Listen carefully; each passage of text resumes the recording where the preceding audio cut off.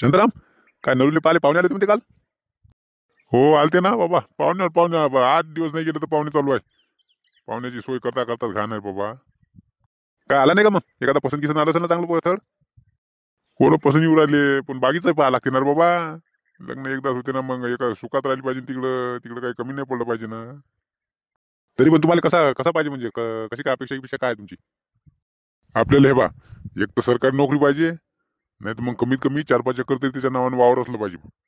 तर जमते आपला बजेट. हो हो, पण आता नोकरीवाल्याची आपली सोय झाली पाहिजे ना आपल्याकडून बे. एखादा चांगला मस्त पद्धतशीर पाहायचा आणि हे करायचा. काय वावर आता तुमच्या इथं किती वावर? तुमच्या इथं तर मला काय 2 एकर वाटतो. आपल्या इथं आहे 2 एकर, पण आपल्याला हे आता पोरीचं पाहून द्यायला ना. आता पोरीच नाही ना एक तर. पोरी कुठं आहे आता? पोरीच नाही एक तर ते भेटते ना. आता काय एवढं घाई करायला पडत नाही लगेच. नाही रे, एवढं काय बारीक चिरीक पाच बसायला पडत नाही भाऊ. काय ते खुश राहिले. आता आता कोणाच्या घरी काही कमी नाही आहे. आता प्रत्येक जण खाऊन पिऊन मजेत आहे. फक्त पोरगा निर्वेशनी असला म्हणजे झालं. निर्वेशनी पोरगा पाहायचा आणि देऊन टाकायचं. काय कमी जास्त असलं त्या घरी तरी काय टेन्शन घ्यायचं. नोकरीला चांगले घरचे जर पाहतो म्हटलं पाहुणे, तर लग्न चांगलं करायला लागते थाटात. कमीत कमी 3-4 लाख रुपये खर्च येते भाऊ. ये ना, एकदाच खर्च येईल राजा. आता माझ्याजवळ आहे तेवढे सगळे ते तिला देऊन टाकीन ना मी. लग्न लावून टाकतो तेवढ्याच्यात. पण एकदा ती सुखात तर राहील ती. पाय बा तो हिशोबाने. ते काय ना मना वरच्याच्या हातात असते सगळं. हॅलो, बरं आली तर पाठव जा इकडं. माझा बरं आली तर लक्ष देणार. फोन लावून पहा बरं तिला. तुमच्या इथून लागते का? माझ्या तिथून लागूच नाही राहिला. काय झालं बा, एवढं टेन्शन मध्ये बोल राहिली फोनवर? काय झालं? कोणासोबत बोल राहिली? आता आलाय बुवा घरी. अहो किती वाजे कुठे होता तुम्ही? काय झालं काय पण? अहो नलू आली नाही ना घरी. किती वेळची मी फोन लावून राहिली त्याच्या मैत्रिणीला, येते म्हणते ती तिकडे नाही आली म्हणते. तिचा फोन लागून नाही राहिला.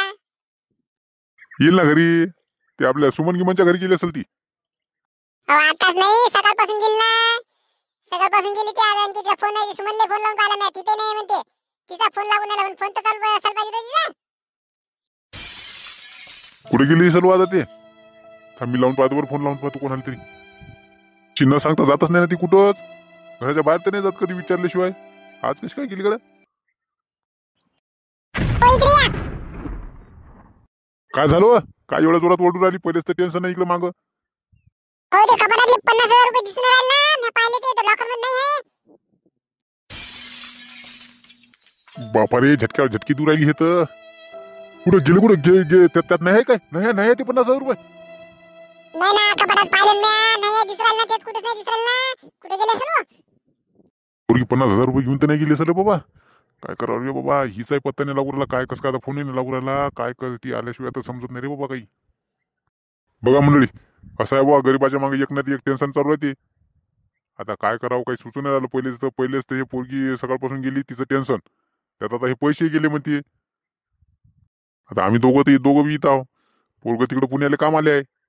आता मग काय तिसरे कोण आता पोरीने नेले का काय माहिती का कोणाला दिले. आता ती आल्याशिवाय काही समजणार नाही बा. आता बघू आता ती कधी तिचा शोध लागते नाही लागत. कसं काय होते ते आता पोहा पण दुसऱ्या भागात.